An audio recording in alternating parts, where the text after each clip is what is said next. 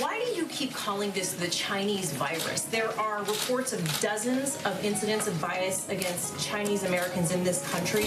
Yo, come on.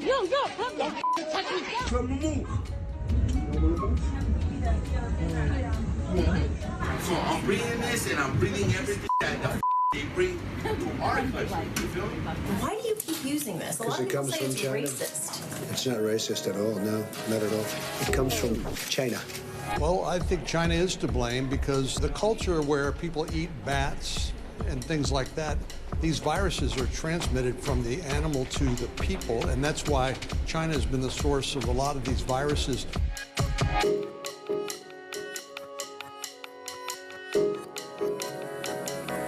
The virus doesn't discriminate or differentiate based on race or ethnicity or where you come from.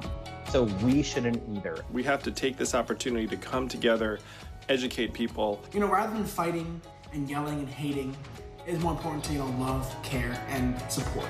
We're trying to really make a difference and create that foundation, like I mentioned before, to stop all these racism and xenophobia that's going on. It requires every one of us to reach deep and show care not only for our own family and our own neighbors and friends, but for the broader community. That's how we get through this pandemic. That's how we come out on the other side, a stronger community. ABC7 presents Race and Coronavirus, a Bay Area conversation.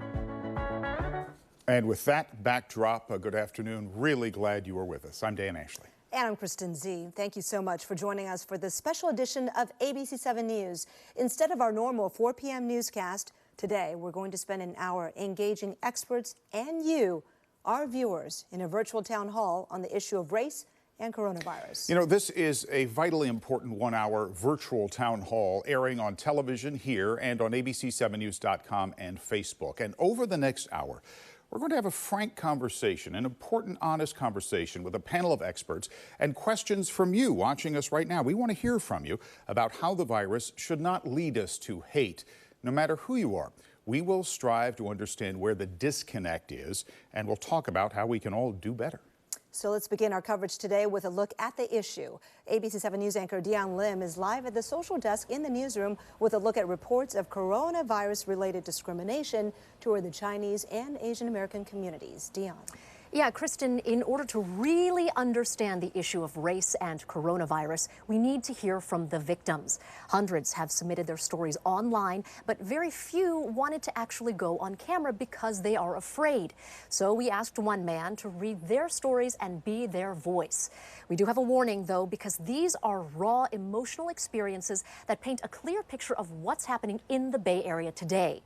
We're also hearing what leaders and a new generation of uprisers are doing to fight the discrimination. Rupert Stanislaw, poet, writer, San Francisco resident, Filipino immigrant. I was standing in line for coffee, and due to allergies, I sneezed into my shirt. A man who was 3 or 4 people behind me in line gets in my face, points directly at my face and says, "We don't want your disgusting corona disease, you dark Chinese kung fu wannabe. You Chinese bring those viruses here, you should go back home. Go back to China. I need to leave this country. That I'm disgusting and don't look at him or he'll kill me." These stories are real. They are just a tiny fraction of the more than 1,200 first-hand accounts from Asian Americans across the country. More than a third from right here in the Bay Area, who've shared their experiences with coronavirus-related racism in the past 2 weeks through the Stop Asian American Pacific Islander Hate Center, an online reporting portal set up by San Francisco State University's Asian Studies Department, Chinese for Affirmative Action, and other civil rights groups. Waiting to enter Walgreens to get prescription, a group of construction workers not doing social distancing made fun of the situation by mocking me, faking coughing, spitting, and making slant eyes gesture till I told him to cut it out. As the virus, which was first reported in Wuhan, China, spread around the globe, I'd like to begin by providing an update on what we are doing to minimize the impact of the Chinese virus on our nation's students. So did the hate. An FBI intelligence report going so far as to warn Americans to brace themselves for an onslaught of hate crimes against Asians. I was walking with my wife in our neighborhood when a car drove by and someone with a bullhorn yelled at us something unintelligible, except we could make him out saying virus.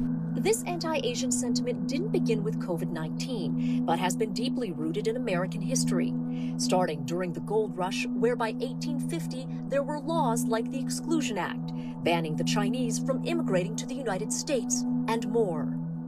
Fast forward to today, a new generation of Asian Americans are taking up the fight against discrimination. Back then, 10, 15 years ago, we didn't have the power to do this. But now we can use the power of social media to really fight back and create awareness and really call people out there and set an example. That sentiment prompted celebrities and Instagram influencers like Asians Never Die, Asians with Attitudes, and David and Tien Nguyen of the account Jackfruit to use their platforms not for their intended purpose, but for the greater good. We just got flooded with all this racism and just all this news on racism. So we knew in our hearts that we couldn't let it slide. So we decided to use our platform to for change. That change is also coming from lawmakers. Assemblymember Phil Ting sent this letter to Governor Gavin Newsom asking xenophobia be denounced. Both the governor and Mayor London Breed took swift action.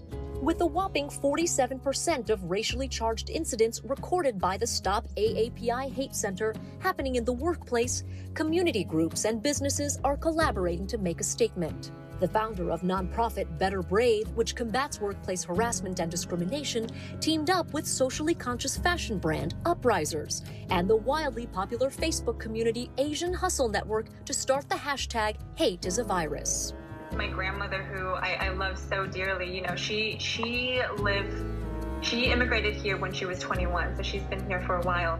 But, when I told her about what this movement meant for us and what we're trying to do, one, I don't think she understands the digital impact, the virtual impact that can happen. She can't wrap her head around that. But at the same time, she was like, what's the point of doing this? Why do you need to create chaos? And it's like, Grandma, we're not creating chaos, we're trying to create change. The campaign's founders say Asian-owned businesses are reporting an 80% drop in revenue due to xenophobia, fueled by COVID-19. The goal of hashtag Hate is a Virus is to not only educate, but to raise $1 million with the hopes of keeping those businesses afloat. We see all the struggles going on. Let's unite with each other to really push through and stick together, fight against racism, and really support our communities right now, because now is one of the most crucial times for us to stick together. It's not just groups of Asians coming together to shed light on racism in America today. This week, leaders from the Congressional Hispanic, Black, and Asian caucuses came together to condemn the racism. Amy Allison, founder of She the People, an organization dedicated to elevating the voices of women of color, believes the path to true acceptance must spread across ethnic backgrounds. We're in a point in our lives where many people are concerned first about food and shelter, the basics. We're concerned about our friends and our families, but we're also being called to show personal courage to uphold fundamental values of fairness and protection for our communities. Back out here live, some of those stories, they gave me chills, but then all of the efforts, that brings me hope and a lot of joy. So we, of course, want you to join in on the conversation today. I'll be here at the social desk reading through all of your comments and questions on Facebook and Twitter. Also, to join in on our interactive town hall, you can go to ABC7 News Bay Area's Facebook page and share your questions and comments throughout the hour today. All right, Dion, thanks for sharing all that history. A lot to unpack there. The Southern Poverty Law Center has pointed to President Trump's repeated reference to the virus for, quote, creating a climate of hate that is permeating the country and putting people at risk. On March 17th, the president defended his use of the term Chinese virus to ABC News reporter Cecilia Vega. Why do you keep using this? A lot Because of it people comes say from it's China. racist. It's not racist at all, no, not at all. It comes from China. That's why. It comes from China. I want to be accurate. Yeah, please, John, please. I have great love for all of the people from our country, but as you know, China tried to say at one point, maybe they stopped now, that it was caused by American soldiers. That can't happen. It's not going to happen, not as long as I'm president. It comes from China. You can see the president even crossed out the word corona and replaced it with Chinese in this image taken by a Washington Post photographer of his speech text. But while this week the president has referred to it as the coronavirus, he has not apologized to the community. He tweets, "It is very important that we totally protect our Asian American community in the United States and all around the world. They are amazing people, and the spreading of the virus is not their fault in any way, shape, or form. They're working closely with us to get rid of it. We will prevail together." So what is in a name? Previous pandemics and outbreaks have taken on the names of places, but doing so has consequences. Experts say naming novel coronavirus the Chinese virus isn't just wrong, it also jeopardizes the safety of Asians here in the Bay Area and around the globe. The first case of novel coronavirus was reported in Wuhan, China in December 2019. Those early cases have been linked to a live animal market in Wuhan and has since spread person to person. The virus has since spread around the globe, first showing up in the United States on January 2nd, 2020 in Snohomish County, Washington. It's called COVID-19 and SARS-CoV-2. It is not called the China virus, the Chinese virus, or the Wuhan virus. Dr. Alok Patel is part of ABC7's team of coronavirus experts. We asked him to break down the name of the virus to help us better understand where the name really comes from. Some people have assumed the C in COVID-19 means it came from China. No, the C stands for coronavirus. Here's the thing. The virus doesn't discriminate or differentiate based on race or ethnicity or where you come from. So we shouldn't either. The corona in coronavirus actually comes from what the virus looks like. Under a microscope, the virus has these little proteins that stick out of it, and it kind of looks like the crown of the sun, the corona. The novel coronavirus is the name of the virus. The disease it causes is called COVID-19. Corona, VI, virus, D, disease, 2019. There you have it. Virus outbreaks are often given common names, but they come with stigma and social consequences. There was the swine flu in 2009 that started in the U.S. and mad cow disease in the United Kingdom. Both outbreaks impacted the sales of pork and beef. The Asian flu in 1957, the Hong Kong flu in '68, Ebola, named for the Ebola River in Africa, Middle Eastern respiratory syndrome, MERS, was first reported in 2012 in Saudi Arabia. Sometimes the name gets it wrong. The Spanish flu killed at least 50 million people in 1918. Scientists now believe it actually started in Kansas, but got its name from the huge number of people in Spain who died from the flu strain. We never called the 2015 measles outbreak the Southern California unvaccinated virus. That wouldn't have been appropriate. That's why the World Health Organization, top health experts with the Centers for Disease Control, and the National Institutes of Health are urging people to use the correct name for this pandemic, COVID-19. But here's the thing. We live in a different time now. And people can say all they want, hey, in the past, they've named these viruses after geographical locations. What we'll say back to them is, yes, but with outbreaks in this world, we see associated racism. And we see associated prejudice. So why don't we learn from the past, and why don't we set a new standard and actually get everyone on board with a more scientific process? And that's called calling the virus by its actual scientific name, SARS-CoV-2, and calling the disease COVID-19. What's in the name, right? Well, there are a lot of angles and issues to discuss with our live panel. We have gathered together really an impressive and insightful group for you. We sure have. Joining us are Amy Allison, founder of the She the People, Zara Ballou, Executive Director of Care in the San Francisco Bay Area, Peter Chin Hong, Professor of Medicine and Infectious Disease Specialist from UCSF, Cynthia Che, Co-Executive Director of Chinese for Affirmative Action. Russell Jung, Professor of Asian American Studies, College of Ethnic Studies at San Francisco State University, Assemblyman Evan Lowe, who represents the South Bay and Silicon Valley, actor Tai Ma, Jacqueline Martinez-Garcel with the Latino Community Foundation. Registered nurse Kyle Navarro from San Francisco, Instagram influencer Jackfruit, Paul Sappho, futurist from Stanford, Jeff Yang, writer at the Wall Street Journal, and Jeff Rosen, Santa Clara County District Attorney. Let's start with Russell Jung. You lead the Stop AAPI Hate Online Reporting Center. So what do the latest numbers show us about hostilities against Asians locally and across the country? Russell?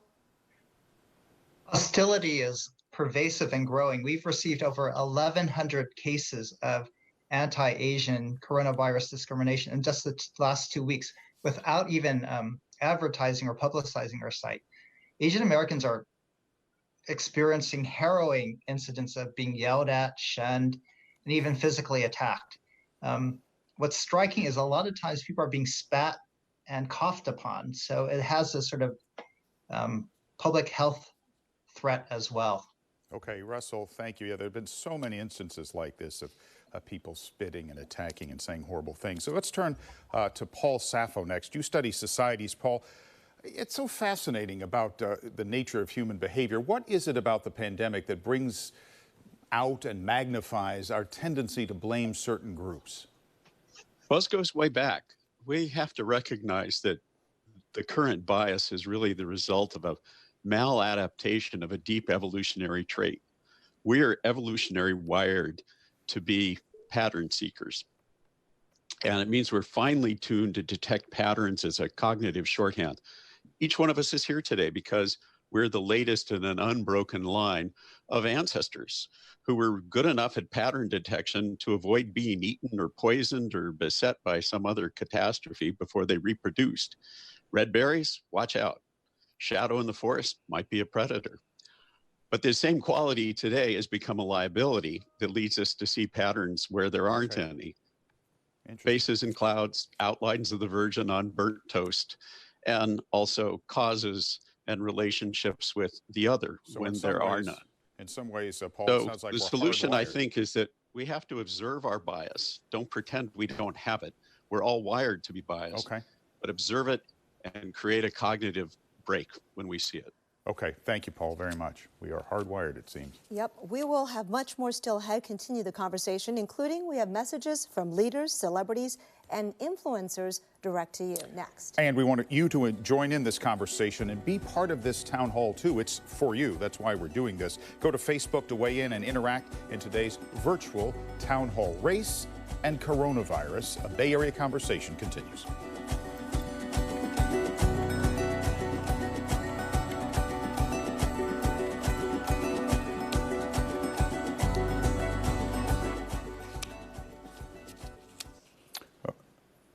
All right, and we are continuing on Facebook. Thank you for joining us.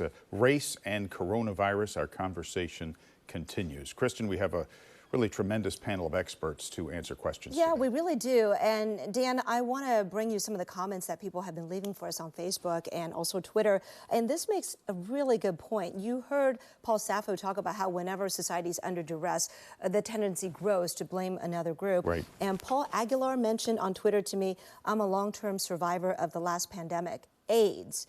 I remember the hate directed at my community when it first hit, and it continued until straight white males were affected. You would think we would have learned from that viruses don't discriminate.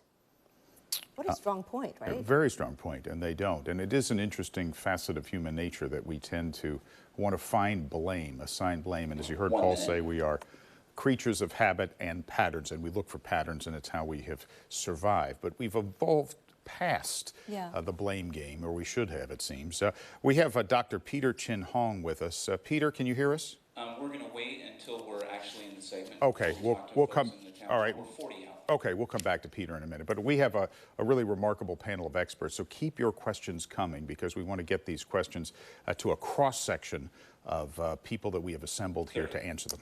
Yeah, and Dan, I was really touched that when we reached out to former presidential candidate Andrew Yang, House Speaker Nancy Pelosi, nobody hesitated. They all wanted to be a part of this conversation because they realize how important it is. Doesn't matter the color of your skin. Yeah, it's remarkable. We just had to ask once, and people were very eager to participate in something that is clearly a very important conversation. We'll pause here for a moment and come back on television.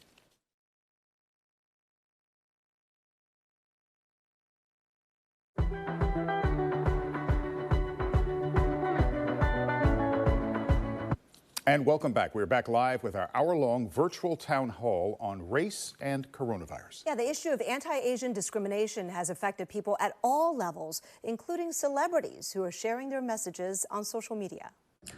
Please, please stop the prejudice and senseless violence against Asian people. Randomly beating elderly, sometimes homeless Asian Americans is cowardly, heartbreaking, and it's inexcusable. Yes, I'm Asian, and yes, I have coronavirus, but I did not get it from China. I got it in America, in New York City. And despite what certain political leaders want to call it, I don't consider the place where it's from as important as the people who are sick and dying. If I did, I would call this thing the New York virus, but that would be silly, right? Anyway, the point is, the name calling gets us nowhere. When people are ill, what matters most is how best to take care of ourselves and one another. Well said. Now, actress and comedian Awkwafina posted this image on Instagram, writing, "I am saddened by the rhetoric that has come out of this and the cruelty that came as a result. I hope that while we self-isolate and socially distance to stay safe, we also stay sane and calm." One of our guests today is actor Tai Ma, the veteran actor who stars as Mulan's dad in Disney's live-action Mulan. The release date, of course, has been pushed back due to the pandemic. But Tai, welcome. You are one of the celebrities in that Wash the Hate campaign. Why did you participate? Was there a personal experience? Yeah, I was doing my shopping at my local grocery store, Whole Foods in Pasadena, and I parked my car. Another car was turning the corner, rolling really slowly. I thought he was being courteous, so I can kind of walk past, and but he didn't stop. He kind of slowed down, rolled down his window at the same time, and looked at me straight in the eyes and said, "You should be quarantined." And he took off. And at that moment, I was just kind of frozen in time, and I was kind of in shock, you know? And you feel like your world just been turned upside down. It's like if you ever get hit in the head, one time your ear starts to ring, and the ringing never goes away. Oh. So you just I just turned around and yelled at him, but he was long gone by then. So. Okay. Let's turn now to Jack Fruit. You're an influencer on Instagram. How are you using Instagram to change perspectives? It's such a powerful tool. Are you highlighting people who spread love or people who do harm? What's your approach? I think right now we're sharing a lot of stories that are being sent in, and I'm getting like messages like every 10-15 minutes and stories that are being are happening around the world. So we're seeing a lot of stories that are hate and evil, and at the same time we're also seeing a lot of good things that people are stepping up or standing up to give back and help others out there that are in need right now. But a lot of it is really just a lot of negative stories and really bad racism and bad events that are happening right now. Well, you are raising awareness with your posts. I want to address this next question to Dr. Chin Hong. You heard in Daniel Day Kim's testimonial that he caught it, in New York where he was filming. So it was a community spread case. And that being Asian does not make him any more likely to be a carrier, nor did he catch it there. Scientifically speaking, can you clarify that? Are Asians more likely to be carriers, or is there something in Asian society that makes them more likely to foster disease? Absolutely not, Kristen. The virus doesn't care who you are, what class you have, what race you are. I got a question this morning from one of the community members who's talking about it being clustered in higher income areas in LA versus lower income areas in New York. So again, it really doesn't matter if you're poor or you're rich. It really depends on how many people in that community have it. Okay, thank you very much, Doctor. Let's go to the newsroom and ABC7 News anchor Dion Lim. She is at our social desk monitoring what our viewers and folks on Facebook and Instagram have to say. Dion? Boy, Dan, these comments are coming in fast and furious, and this isn't just a Bay Area conversation. It's happening around the country and around the globe. Even on Facebook, some people from Denmark commented. I want to share two that came in that are particularly chilling. Leanne writes in to say, even though I'm Vietnamese, everyone thinks I'm Chinese. I get racist remarks all the time. And then this coming from Charles, I believe in the Bay Area, saying, My friend warned us not to walk alone. There were a group of guys in the car, stopped in front of him and shouted all of this racist coronavirus rant. My friend is Filipino and he is 6'3", and that still didn't stop the guys bullying him. So it really just goes to show that racism knows no race, in a way, you could say. So please continue those questions coming on in. We are live on Facebook and we will be right back on air. Viruses don't discriminate. Please help our community get better by being kind. That starts with stopping bigotry when you see it. Just don't stand for it. Remember, we're all better together.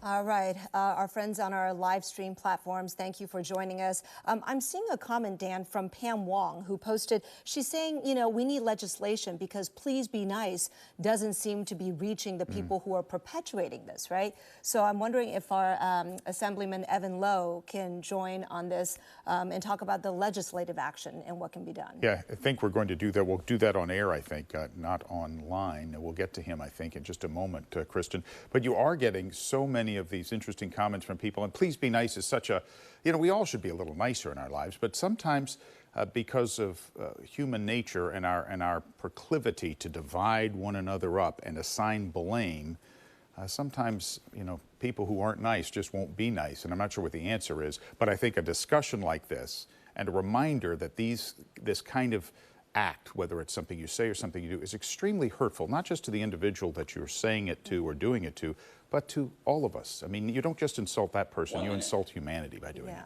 I mean, at any one point, some group is sort of under the microscope, if you will, depending on what is happening in the world at the moment, right? And so if we can just all remember how much the hurt was for, let's say, our parents or even us when we were younger, when it was our group's turn, so to speak, to sort of be unfairly blamed for something that is totally beyond their control, I think that kind of empathy would go a long way towards changing our own behavior. Yeah, I mean, the history of humanity is sort of the history of persecuting other people sometimes. We often lift one another up, and sadly we often push people down, and it's just been part of how we've evolved, sadly. But we know better today than we did many years ago, and that's why a conversation like this is so important. We're going to pause here for a moment.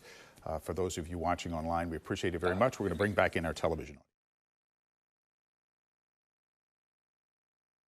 This is Andrew Yang, and I am deeply concerned about the episodes of racial hostility and even aggression against Asian Americans in the Bay Area and around the country. We have to take this opportunity to come together, educate people, and also demonstrate that Asian Americans are just as American as anybody else.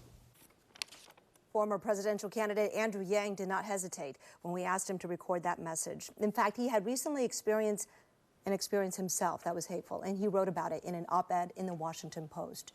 He says 3 middle-aged men in hoodies and sweatshirts stood outside the entrance of the grocery store. They huddled together, talking. One looked at me and frowned. There was something accusatory in his eyes. And then, for the first time in years, I felt it. I felt self-conscious, even a bit ashamed of being Asian. And I do want to thank Andrew Yang for being a part of our special virtual town hall, Race and Coronavirus, a Bay Area conversation, doing so through that video message. Now, in his op-ed, Yang also urged Asian Americans to take action, to be part of the cure, to heal people, to donate, to show that Asian Americans are as American as anyone else. Absolutely, so important to do that and to make that very clear to everyone. Let me turn now to Jeff Yang, a media consultant and a writer and father of actor Hudson Yang. You wrote a commentary saying that Yang's prescription that we just heard is not it. Why exactly? Yeah. So I think one of the biggest concerns about this is it really puts the onus of proving that we're American on us, on Asian Americans. And we've seen before that this kind of prescription invariably accentuates the fact that A, we are different, and B, does not protect us. We've seen time and again that trying to wear literally our red, white, and blue on our sleeves, as he actually recommends in the op-ed, does nothing but look like overcompensation, look like we're defending ourselves against something we shouldn't have to defend against, the fact that we belong here. And frankly, anytime when you actually take a group that's been victimized and tell them it's their fault or their responsibility, you're coming from the wrong place. And while I respect Andrew and where his statement is coming from, I think it's a dangerous recommendation. Are you telling them, though, in fairness, Jeff, that it's their fault, or are you just asking them to help make a change? Certainly African Americans did that under the leadership of Martin Luther King during the Civil Rights Movement. Nobody said it was their fault, but they took, he encouraged African Americans to take the responsibility to fight for change. Yeah, but he also encouraged them to stand up and to march and to go out there and call out those very specific things that were oppressive against their community. And in this particular case, I will say that to support, I think, the spirit and letter of what people who celebrate Martin Luther King have done, it's important for us not just to call out racism when it occurs to us, but when it occurs to other people as well. That's the best way of us proving that we're American. Sure. So kind of a collective solution is standing up together. I want to turn to Cynthia Che, Chinese for Affirmative Action. Of course, your organization has been fighting for equal opportunity for Chinese Americans for some 50 years. Which approach is most effective when you look at the history of Chinese Americans here? To sort of be mad and stand up and fight, or is it to be helpful and put our heads down and work? Well, one of the reasons why we started this reporting center, in addition to making sure that we could document the extent that this was happening, is because we wanted to understand the nature of it and to develop responses. So what are the resources that are available to people who are being subjected to this kind of treatment? We wanted to understand where it was happening, and we believe that it requires a whole of government response, that it's our collective responsibility to address the underlying causes of racism and to ensure that we work with other affected communities. We are not the only community that has experienced this, so it's important for us to work together to stand against hate wherever we see it.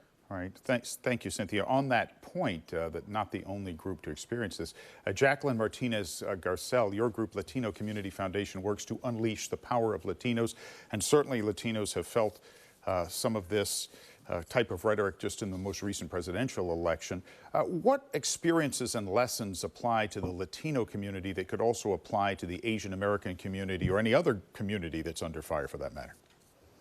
So thank you for the question. I'll start by saying that this is all evolving in a political and social context where racism has been giving an amplified microphone, basically, from the White House, straight from our leaders across the country. So that this is right now happening is not a surprise to most of us right now.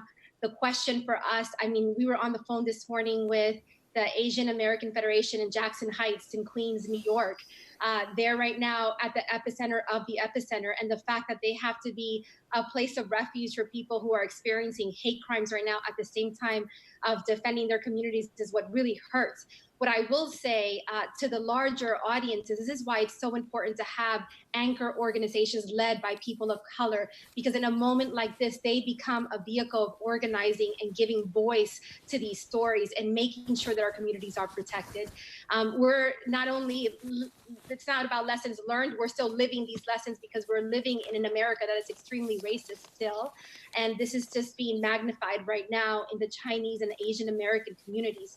So in terms of what I want to say is we need to invest in the leadership of these communities so that we can amplify the voices and the narrative from the people themselves, number one. And number two, we need to expect more from our legal and executive and judicial branch. And I agree, this is not just about being nice. This requires some legislation that would hold people accountable at this moment in time. All right, we want to ask Evan Lowe about that in a few minutes, but let's move on for the time being. Yeah, we absolutely do. But right now, we've been seeing a lot of messages of stronger together on social. Let's check in with ABC7 News anchor Dion Lim in the newsroom at the social desk. Dion? Yeah, Kristen, along with those messages, we're also getting questions about what to do. How can you be proactive? This question comes in and says, what initiatives and organizations are working to combat hate and ignorance during this time? Can we spotlight examples of what is working in the Bay Area? I know from a station standpoint, we have resources at ABC7news.com/take action. This is where you can find some solutions to complicated issues, but I'm curious to hear what the panelists think, Dan and Kristen. Thank you very much, Dion. We're going to hear from all of these panelists. We want you to join this conversation as well. It's why you're part of this town hall too, very much. Go to Facebook and weigh in and interact in today's virtual town hall. We'll be right back. Hi, everybody. Just a reminder, be kind and generous out there when you see people in the community. We have a responsibility to one another to protect each other and to make our communities safer and a better place to live. So if you get a chance, if you see any kind of hate, bigotry, put a stop to it, put an end to it, because we are much better together. And remember, this virus does not discriminate.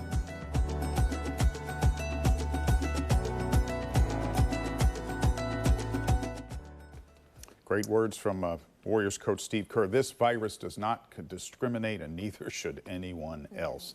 The fear and concern about the coronavirus, Kristen, obviously no excuse to blame or point fingers at any one community or any one individual. It is interesting to me the different approaches espoused by Andrew Yang and Jeff Yang. And you got to think that for either of those two men, it's probably not one or the other, but a combination of both being out front in terms of being vocal and standing up, and also in combination with showing and demonstrating what an important part and fabric, of the society you are. Together makes a strong indentation in the way people think. Yeah, I think you're right, Chris. I think it's a multi-pronged approach to demonstrate the contribution, the enormous contribution that all groups make in this country, and also to stand up and be counted when you're treated poorly or you see someone else being treated poorly, and to fight for real change. I mean, after all, it sounds trite, but it's so true. This country was founded on the idea of creating a better place for everyone to live and fighting for change. Absolutely. And one Facebook post that I noticed was someone who said, hey, us Mexicans finally get a break. I got to interpret what the meaning of that is, that, hey, we're not the one under the microscope now. Dan, you alluded to a few years earlier during the presidential election, there was a lot of rhetoric about Mexican Americans. And so I think that is why that, when it's not your turn to be under the microscope, that is when it is your turn to also join your fellow humans and stand up together for what's right. Yeah, that's a great point, because, it seems somehow everyone always gets their turn of the barrel at some point. No one should be in that barrel, but you're right. Even when you're not the person being victimized at the moment, it's an opportunity to fight for others. All right, we're going to turn back to our TV audience. You're watching Race and Coronavirus, a Bay Area conversation. And welcome back. Our conversation continues, and we want to hear from you. Thank you for joining us for our hour-long virtual town hall. Dion Lim, Kristen Z, Dan Ashley with you. We are live on TV, ABC7news.com, and Facebook for this frank discussion about race and coronavirus, and to talk about how we can do better. I wanted to briefly touch on, the hate crimes and violence that is going on. I think it's stupid. I mean, everyone should remember that disease does not have a race, right? So what we should be doing right now is focusing on, protecting ourselves, protecting others, and just, being chill. There are thousands, hundreds of new cases every day, and our healthcare workers don't have the supplies they need. I mean, my mom is a doctor, and she's talking about how, even my aunt is a doctor, and they're both talking about how they don't have enough masks. One thing that I think is really helpful is that people have been donating to organizations like 1 million masks, which have been giving masks to healthcare workers. I think it's important. And, rather than fighting and yelling and hating, it is more important to, love, care, and support. Love, care, and support. You probably know that face, Hudson Yang, from the great ABC show Fresh Off the Boat. His father, Jeff Yang, a writer at the Wall Street Journal, is on our panel today. And Jeff, whether it's a celebrity like your son or just a business owner that we've heard so many from around the Bay Area who faced some backlash, how important is it for Asian Americans to speak up about this issue? I think it's one of the most important things we can do. There are a number of platforms at this point where people have been given the opportunity to share incidents that have occurred, incidents of bias, incidents of racial hatred. Those are important. But I think in a broader sense, we need to be, I think, vigilant as we speak on social platforms as well, to just ensure that we are making people conscious of the fact that this is a circumstance that's happening to us as a community. All right. Jeff, thank you very much. Jeff, I want to get to Kyle Navarro, a registered nurse with the San Francisco Unified School District, because it's not just celebrities, of course. Kyle, you were spat on by somebody walking by while delivering a prescription to a student. How did you respond? Yeah, thank you. I was frozen in time as well, and I felt an initial rush of just anger and fear, and just as a queer Filipinx American son of immigrants, like I've navigated life with some baseline level of fear, but I had to recenter myself and breathe and make sure that if I escalate this or de-escalate this the wrong way, I could get hurt or even worse. And all I did as he was walking off was just say no thank you, and I got up and just processed afterward. Okay. All right, and that was your response, but this is where I want to bring in Zara Ballou with CARE SF, because you work a lot with young people, especially on how to de-escalate when you're in that situation. And I'm seeing Facebook posts from people saying, if somebody confronts you with anti-Asian epithets, how should you respond? Yeah, thanks for that question. It's been, unfortunately, the lived experience of so many in our community to either be targeted directly for hate or be mistaken for someone that someone else was targeting for hate. And what we've been teaching people since the 2016 election is that it's never the responsibility of the person who's attacked to have to respond, right? Is that their primary purpose should be get out of that situation, get to safety. The obligation is on the rest of us. If I see it at a grocery store, if I see it at a parking lot, if I see it on public transit, I need to intervene and do something to protect my brother or sister in the community, and say, if I were there when this happened to Kyle, right? Like, what can I do as an observer to, go from observer to upstander and protect Kyle? And there, the key thing that we tell people actually is all my interaction should be with a targeted person. We don't call them a victim. We want to give them the agency to decide what happens in that situation. So if I were with Kyle, I would have said, Kyle, what can I do to help you? Kyle, let me get to your car. Let me help you get to your car safely. I actually don't want to engage the attacker, because that escalates the situation. Then they're yelling at me. Then they feel the need to make it a bigger thing, right? I'm going to take this steam entirely out of them by saying, Kyle, what can I do to help you? Engaging Kyle, ignoring the attacker, and de-escalating as soon as possible. We all want to be sarcastic. We want to be snarky. We want to fight back.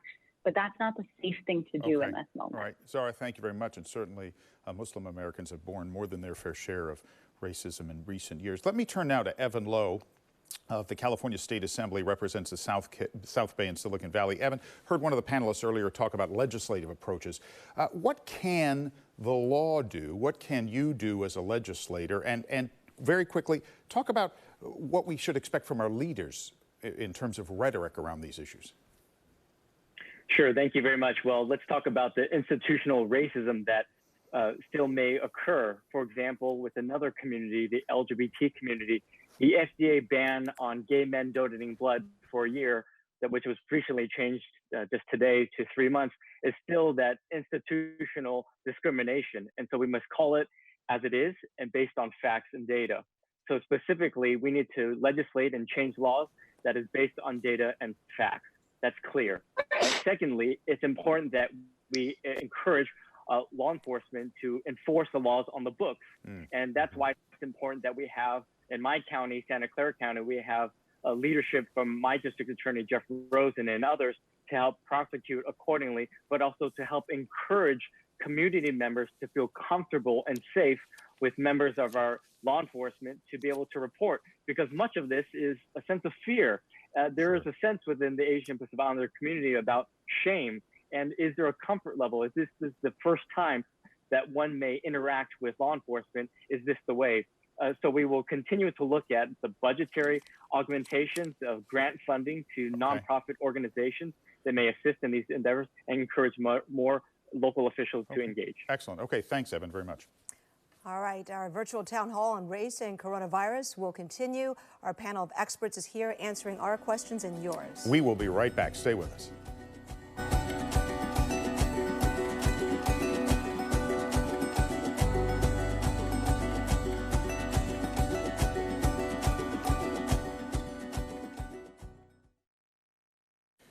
Okay, welcome back. Those of you watching online. We appreciate your joining this conversation with us. Please, if there's a question you want to ask, this conversation is continuing. Please let us hear from you, because this entire hour is really for you. Mm-hmm. I am really touched by seeing people coming out with their own stories of, when they encounter hatred, and there are a couple who talk about stepping in to kind of intervene. And I think that is really important to remember, is that when you're the person under attack, that power is suddenly taken away from you because you're so caught off guard. And the outsider, the bystander, can really make a difference in this case. And Dan, I think that is a good thing for us to all remember at this time. Yeah, you're right. And there is that feeling of dignity being taken from you. And as you said, the power being taken away from you. And one of the things that we want to do with this conversation and going forward is to empower people to speak up, stand up, not just for themselves or their community, but for others and other communities as well. Very important to do that. And sometimes there's a bridge and a gap that was mentioned by one of our panelists between the community and any trust in police. And sometimes that serves as a barrier to actually reporting the crime or the assault or seeking help. And that is something that has to be worked to overcome, because unless that message is getting through, right, unless the numbers are there, then you're not going to get the prosecution, you're not going to get, the legislative attention or any funding to combat that kind of hate crime, right? And that's been the case with so many groups over the decades. The fear of retaliation, the concern about coming forward, and sometimes they end up suffering in silence. We'll pause here for a moment, come back on television.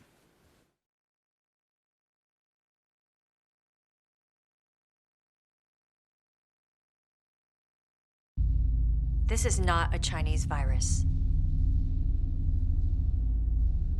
This is not an Italian virus. Viruses do not have ethnicities, religion, sexuality, or gender. But our community does. And if you hurt or threaten someone because of those things, you'll have a lot more to worry about than COVID-19. When you attack a member of our community because of their ethnicity, the color of their skin, or where you think someone is from, then you have attacked us all. You've attacked us all. That message is from the Santa Clara County District Attorney's Office. We saw a rainbow coalition of prosecutors there. So DA Jeff Rosen is with us today. Jeff, that message is both clear and powerful, but to what extent will you really go after hate-based attacks? There are some in the Asian American community who might feel that in the past their cases have not been taken as seriously. The reason that we put the PSA out was to do a few things. One was to remind our community of what our values are, what our shared humanity is. Second, it was a message to perpetrators or would-be perpetrators that would think to commit some kind of active violence against someone who's Asian American. And three, it was really to empower the victims of these crimes to come forward and to report them. And it was a way of trying to encourage them and saying, if you report these crimes to police, we will prosecute them. And unfortunately, there's already a case that we're prosecuting in our county, someone that threatened a Vietnamese couple at a grocery store and said, if I had an AK-47, I'd kill all of you MFers, and then put his finger into the shape of a gun. And that's somebody that we've charged with a misdemeanor hate crime, and they're in custody now. So we encourage people to come forward if these terrible things happen to them. So you clearly are taking it extremely seriously. Jeff, great to have you on this program. Thank you. Let me turn now to Amy Allison. Amy, your group, She the People, great name, brings together women of color to transform democracy, to fight for change in this country. How can different groups, different colors, different backgrounds support one another for the greater good?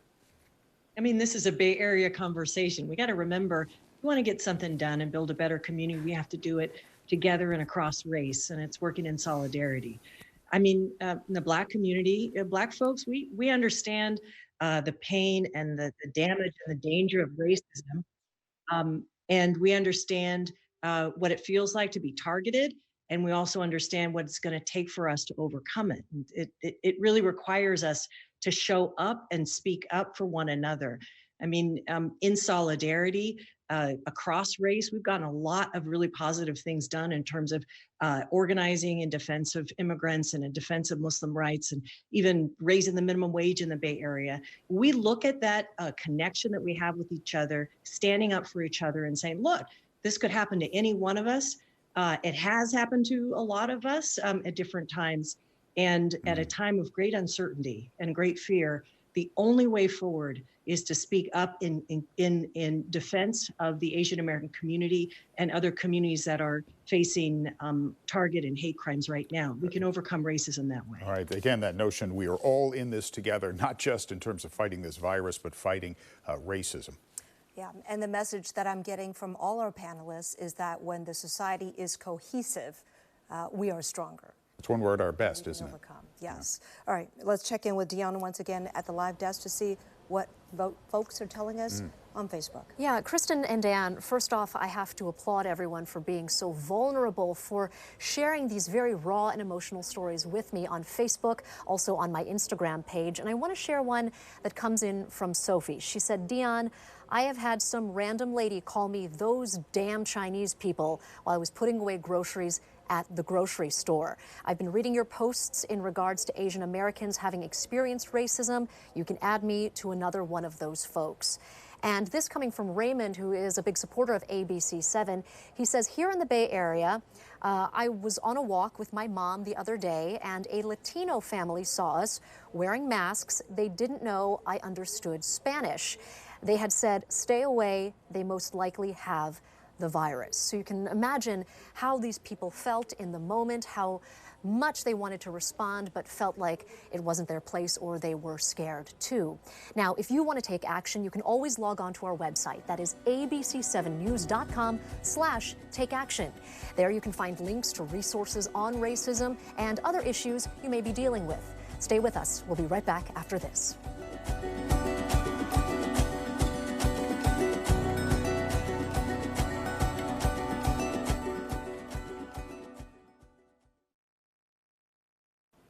And those of you already online, those resources are right there for you to take action and find your ally, find resources to help deal with any issues that you have or someone in your community may have.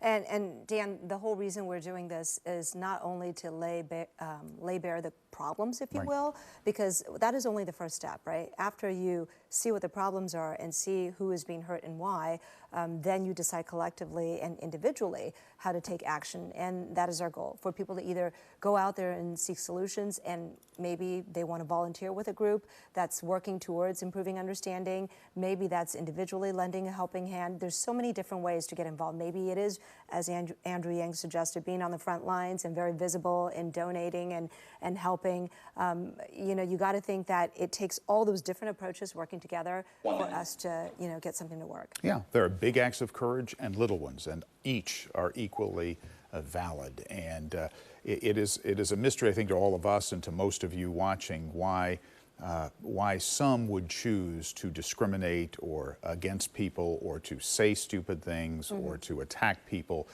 because of a virus that emanated perhaps from China, and to pick on someone here who has nothing to do with whatsoever. And we've seen this sort of thing after 9/11, of course, how Muslims were treated in many instances.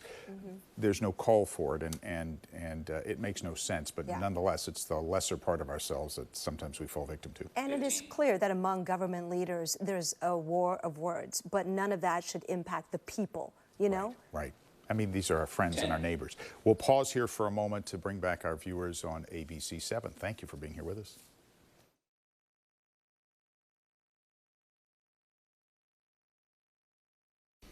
Hello, this is Nancy Pelosi.